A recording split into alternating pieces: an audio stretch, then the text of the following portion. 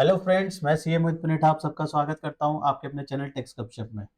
बहुत बार ऐसा देखा गया है कि जब जीएसटी रिटर्न फाइल करते हैं कोई, तो वहां पे कई बार कंफ्यूजन हो जाती है कि जीएसटीआर 1 अगर फाइल कर रहे हैं तो उसके कौन से टेबल में जो है वो वैल्यू जानी चाहिए। बहुत बार ऐसा देखा गया है कि अगर कोई आर्टिकल फाइल कर रहा है, ठीक है ना, या फिर कोई स्टाफ फाइल कर रहा है, तो वहां पे कई बार गलत कॉलम में वैल्यू डालने से जो है बहुत बड़े कॉन्सिक्वेंसेज जो है फेस आउट करने पड़ते हैं बाद में, ठीक है ना। नोटिस इशू होते हैं, फिर जो है बहुत सारी प्रॉब्लम हो जाती है। क्यों इसके लिए बेटर है कि हमारे को पहले से ही पता हो और क्लैरिटी हो कि किस टेबल पे कहाँ पे वैल्यू जानी है, चाहे हम बात करें जीएसटीआर 1 की, चाहे हम बात करें 3B की।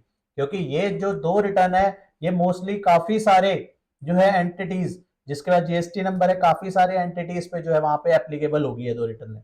और ये दो रिटर्न सही है तो आगे की जो है आपकी जीएसटीआर 9 भी सही जाएगी, ठीक है ना। जो और आगे जो है आपके नोटिस आने वाले के चांस भी जो है बहुत कम रिड्यूस हो जाते हैं, ठीक है ना। तो ऐसे केस में हमारे को बहुत अच्छा है अगर हमारे को एक एक इजी फॉर्म में एक टेबल में ही समझ आ जाए कि कौन से टेबल में जो है कौन से केस में वैल्यू जाएगी। उसको आज की इस वीडियो में हम कवर करेंगे, ठीक है ना। तो अब मूव करते हैं स्क्रीन पे और आज की इस डिस्कशन को शुरू करते हैं, जहां पे हम बात करेंगे कि टेबल जीएसटीआर 1 में कौन से टेबल में कौन सी वैल्यू जाती है, उसको हम समझेंगे। तो यहाँ पे अगर हम बात करें जीएसटीआर 1 में, इसमें एक तो हमारी फाइलिंग रहती है और साथ साथ हमारी अमेंडमेंट, अगर कोई हमारे से गलती हो जाती है तो उसको हम नेक्स्ट जीएसटीआर 1 में जो है वहां पे करेक्ट कर लेते हैं, है ना। तो यहाँ पे हमारे को समझना पड़ेगा कौन से केस में कैसे कैसे अमेंडमेंट रहेगी। तो हम इसको अलग कैटेगरी वाइज, जो हमारी आउटवर्ड सप्लाई होगी, जो हमारी आउटवर्ड सप्लाई होगी उसको हमने क्या करा, आउटवर्ड सप्लाई प्लस आरसीएम वाली, ठीक है ना। ये दोनों की दोनों जो है हमारी जीएसटीआर 1 का पार्ट बनेंगी। तो हम इसको समझते हैं कि कौन कौन से टेबल में कैसे कैसे रहेगा। अब हमारी सप्लाई अलग अलग होगी, बिजनेस टू बिजनेस रजिस्टर्ड में भी हो सकती है, ठीक है। Business to business reverse charge वाली जो है लाइबिलिटी है वहां पे वो भी आ सकती है ना। तो यहाँ पे हमारे को समझना पड़ेगा, यहाँ हमारी बी टू सी भी हो सकती है। बी टू सी में दो कैटेगरी रहेंगी, बी टू सी लार्ज और बी टू सी अदर्स। तो हमारे को पता होना चाहिए बी टू सी लार्ज में क्या आएगी, बी टू सी अदर्स में क्या आएगी, ठीक है ना। हम यहाँ पे समझते हैं कि 2.5 लाख से ऊपर की वैल्यू है तो बी टू सी लार्ज में हो गई, ठीक है ना।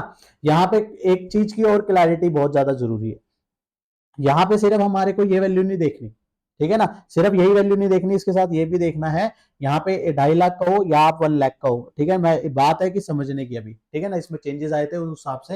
यहाँ पे आप वैल्यू प्लस दो चीजें देखनी है, वैल्यू प्लस आपने ये देखना है कि सेल जो है वो इंटर स्टेट सेल होगी। अगर दोनों कंडीशन सेटिस्फाइड होती है तब जो है वहां पे बी टू सी लार्ज के अंदर आता है। और इसके अलावा जो रिमेनिंग केस है, जो रिमेनिंग केस होंगे वो सारे के सारे यहाँ पे बी टू सी अदर्स के अंदर आएंगे, ठीक है ना। इसके अलावा हमारा एक्सपोर्ट के केस होगा, एसईजेड का होगा, डीम्ड एक्सपोर्ट हो सकता है, या फिर हमारी जो सप्लाई है वो रिलेटेड सप्लाई हो सकती है, एग्जेम्प्टेड हो सकती है, नॉन जीएसटी सप्लाई हो सकती है। तो हमारे को कौन से केस में कैसे कैसे जो है कौन से टेबल को यूज करना है वो आज की इस वीडियो में हम कवर करेंगे। तो यहाँ पे अगर हम बात करें सबसे पहले टैक्स इनवॉइस, जो हमारी नॉर्मल सप्लाई जो रहती है वो हमने काटी। अगर बी टू बी की सप्लाई करी है तो बी टू बी की कौन से टेबल में जाएगी, 4A में जो है उसकी वैल्यू हम उस महीने में डाल देंगे, ठीक है ना। उसके बाद अगर हमारा रिवर्स चार्ज वाला केस है तो रिवर्स चार्ज के केस में अगर हम जमा करा रहे हैं एज अ रिवर्स चार्ज, ठीक है ना, तो जो है दोनों पार्टी जो है रजिस्टर्ड है, उस केस में क्या होगा, हमारी वैल्यूज किस में जाएगी, 4B के अंदर वहां पे वैल्यू जो है जाएगी। और इसके केस में यहाँ पे क्या होगा, यहाँ पे कौन सी इनवॉइसिंग करेंगे हम, यहाँ पे हम सेल्फ इनवॉइसिंग करेंगे। यहाँ पे कौन सी इनवॉइसिंग रहेगी हमारे केस में, सेल्फ इनवॉइसिंग जो हम उसमें केस में रखेंगे, ठीक है ना। और यहाँ पे अगर हम बात करते हैं हमारी सप्लाई जो है अनरजिस्टर्ड पार्टी को हुई है, तो यहाँ पे हम देखेंगे ये जो मैंने ऊपर दो कंडीशंस की बात करी थी, इस कंडीशंस के हिसाब से यहाँ पे टेबल 5 में वैल्यू जाएगी, ठीक है। या फिर दोनों कंडीशन सेटिस्फाइड नहीं होती तो यहाँ पे टेबल नंबर 7 के अंदर जो है वैल्यू जाएगी।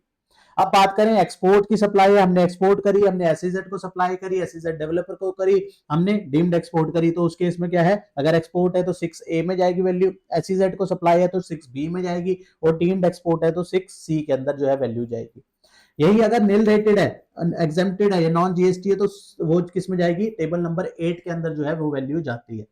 अब वन बाय वन अलग अलग अलग कैटेगरी को समझेंगे। अब हमारी कोई गलती हो गई टैक्स इनवॉइस के केस में, ठीक है ना, टैक्स इनवॉइस के केस में गलती हो गई, अब हमारे को अगली जीएसटीआर 1 में उसको ठीक करना है तो हम कौन से कॉलम में करेंगे, तो टैक्स इनवॉइस में अगर अमेंडमेंट करनी है तो हम 9A का यूज करेंगे। 9A अगर वो बी टू बी का केस है तो भी 9A में यूज करेंगे, अगर वो बी टू बी जो है B to B reverse charge है 9A में ही आएगा, और अगर वो एक्सपोर्ट का केस है अगर वो B2C लार्ज का केस है तो भी वो उसमें आएगा 9A में आएगा, और यहाँ पे अलग अलग कैटेगरी बन जाएगी।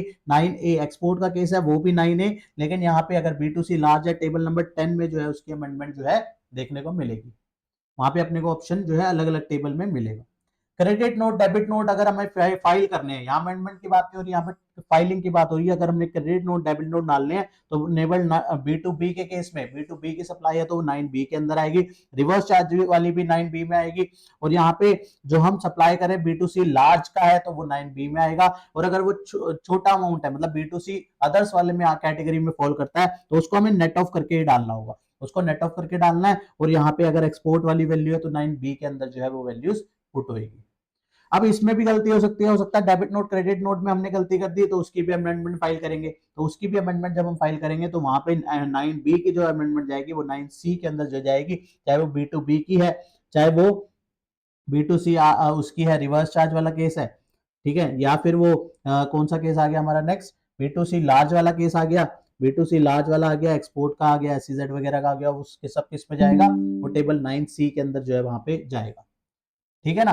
B2C लार्ज वाले केस में वो उस तरीके से रहेगा। अब बात रही एडवांसेस रिसीव्ड। एडवांसेस रिसीव्ड कौन से में, सिर्फ सर्विसेज के केस में एप्लीकेबल होता है, गुड्स के केस में जो है वहां पे उस केस में नहीं है, ठीक है ना। पहले गुड्स और सर्विस दोनों में था, लेकिन नोटिफिकेशन के तहत गुड्स के अंदर जो है रियायत दे दी, और वहां पे अब सिर्फ सर्विस के अंदर जो है हमारे को अगर एडवांसेस आ गया तो हमारे को जो है टेबल नंबर 11A के अंदर उसके वैल्यू जो है डाल के चलनी पड़ती है, चाहे हमारी B2B वाला केस है, चाहे B2C लार्ज वाला केस है, चाहे B2C स्मॉल वाला केस है, ठीक है ना, अदर्स वाला केस है, चाहे हमारा एक्सपोर्ट वाला केस है, ठीक है ना, कोई भी केस है। तो अगर हमें अगर सर्विसेज के केस में एडवांस रिसीव किया तो हमारे को इन टेबल्स के अंदर 11A में फाइल करना पड़ेगा, और जब हम इसको जब उस एडवांसेस को एडजस्ट करेंगे, हम अपना इनवॉइस रेज करेंगे तो वहां पे उस केस में जो है 11B के अंदर जो है वैल्यू जाएगी, ठीक है ना। 11A 11B के अंदर यही फर्क रहता है। अब इसमें भी गलती हो सकता है एडवांसेस रिसीव्ड वाले केस में गलती हो जाए, हो सकता है एडवांसेस एडजस्टमेंट वाले केस में गलती हो जाए, तो दोनों केस में यहाँ पे अगर गलती भी हो जाती है तो हमारे को 11A की अमेंडमेंट 11A के अंदर करनी होगी, और 11B के जो है अमेंडमेंट जो है 11B के अंदर ही करते हुए चलना पड़ेगा। HSN की सारी डिटेल जो है हमारी टेबल 12 के अंदर जाती है, ठीक है ना। टेबल 12 HSN जो है हमारा टोटल जो है मैच करना चाहिए, हमारा टेबल नंबर 4 5 6 7 में जो वैल्यूज वगैरह जा रही हैं, हमारा टेबल नंबर 12 से उसकी वैल्यूज जो है मैच होनी चाहिए। ऐसे ही डॉक्यूमेंट इशूड में हमने जितने भी डॉक्यूमेंट इशू करे हैं, चाहे वो 4 5 6 7 इनमें इशू करे हैं, वो भी हमारे टेबल नंबर 13 से जो है मैच होते हुए चलना चाहिए। इसके अलावा दो नए टेबल जो है इंसर्ट करे गए थे, supply through e commerce operator, जो जिसकी डिटेल जो है टेबल नंबर 14 के अंदर डालनी होती है, ठीक है ना। जो हमने बहुत डिटेल में जो है इसको डिस्कस भी किया है कि रेस्टोरेंट, और हमने जो है स्विगी का एग्जांपल लेके, ठीक है, इसको हमने डिस्कशन भी करी थी जब ये नए टेबल जनवरी 2024 में जब ये नए टेबल इंसर्ट हुए थे टेबल नंबर 14 और 15 GSTR 1 के अंदर, तो हमने वहां पे उसको डिटेल डिस्कशन करी थी। अगर आपने वो वीडियो नहीं देखी है तो प्लीज रेफर जरूर कीजिएगा, बहुत अच्छी क्लैरिटी उसमें मिलेगी। हमने विद एग्जांपल्स जो है वहां पे लिया था कि 14 में कौन फाइल करेगा, 15 में कौन फाइल करेगा, ठीक है ना। तो वहां पे ऐसे ही केस में अगर 14 के केस में अगर हमारी कोई गलती हो जाती है तो 14A में फाइल होगी, और ऐसे ही 15 में जो सप्लाई जाएंगी तो वहां पे उसकी अमेंडमेंट, अगर उसमें 15 में कोई गलती हो गई तो वहां पे उसकी अमेंडमेंट जो है 15A के अंदर जो है जाएगी, ठीक है ना। अलग अलग कॉलम है, यहाँ 15 B2B वाला केस है तो 15(1)A में जाएगी, यहाँ पे एक्सपोर्ट वाला केस है तो भी यहाँ पे 15(1)A में जाएगी, और B2C वाला केस है तो 15A(2) के अंदर जो है जाएगी। तो इस तरीके से जो है अलग अलग कैटेगरी में जो है इसको डिवाइड कर दिया गया, कौन कौन से केस में जो है कैसे कैसे वैल्यू जो है जाएगी। इसमें एक बात का ध्यान में रखना है, अगर क्रेडिट नोट और डेबिट नोट B2C के केस में है, can't be enter in a separate table to be net off with table number 7, जो हमने यहाँ पे लिखा था उसको टेबल नंबर 7 से ही यहाँ पे जो है अपने को नेट ऑफ करके दिखाना पड़ता है, यहाँ पे नेट ऑफ करके ही दिखाना पड़ता है। तो ये कुछ छोटी छोटी चीजें हैं जो कि हमारे को ध्यान में रखनी है, ठीक है ना, कि कौन से केस में हमारे को अमेंडमेंट का मौका मिलता है, कईयों में अमेंडमेंट का किस में मौका नहीं मिलेगा। ये छोटी छोटी चीजें हैं जहां पे ध्यान में रखना है जब हम अपनी GSTR 1 फाइल कर रहे हैं, और वहीं से हमारी जो है फ्लोट होती है वैल्यू GSTR 3B के अंदर, तो सेम इसी तरीके से हम 3B को भी जो है नेक्स्ट वीडियो में कवर करेंगे, ठीक है ना। और बाकी हम इसके ऊपर डिटेल जो है कोर्स कर रहे हैं 3B और 1 के ऊपर, ठीक है ना। 2 घंटे का ये कोर्स रहने वाला है। 31 जनवरी 2025 को जो है इसके ऊपर जो है हम कोर्स करेंगे, जहां पे हम डिटेल में एक एक चीज को, एक एक टेबल को समझेंगे डिटेल में। यहाँ तो जस्ट हमने एक हाईलाइट ही करी है।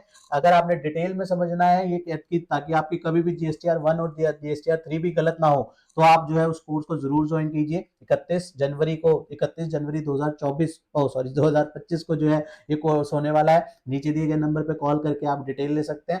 ठीक है ना। बात यह है कि हमारी कभी भी ये रिटर्न गलत ना जाए, ताकि हमारी जीएसटीआर 9 भी सही जाए और कभी हमारे को नोटिस का सामना ना करना पड़े। ये दो रिटर्न पे हमारे जो है बहुत सारा जो है जिम्मेदारी है। ये दो रिटर्न ठीक है तो हमारे को जो है एक एंटिटी को, एक एसएससी को, एक बिजनेस को कभी भी मुश्किल नहीं आएगी, और बिजनेस को मुश्किल नहीं आएगी तो कभी भी प्रोफेशनल को भी मुश्किल नहीं आएगी। तो इसलिए जो है ये डिटेल में समझना बहुत ज्यादा जरूरी है। एक एक टेबल क्या जो है, कहाँ पे वैल्यूज आनी है, कब कौन से केस में आनी है, क्यों आनी है, रीजनिंग क्या है, फर्क क्या है, कहाँ कहाँ पे जो है प्रॉब्लम क्रिएट हो सकती है, वो सारी चीजें जो है वहां पे कवर करते हुए चलेंगे। ठीक है ना। तो इसी के साथ आज की इस डिस्कशन को क्लोज करते हैं। मिलते हैं नेक्स्ट वीडियो में नेक्स्ट टॉपिक के साथ। टिल देन बाय बाय, जय हिंद, जय भारत।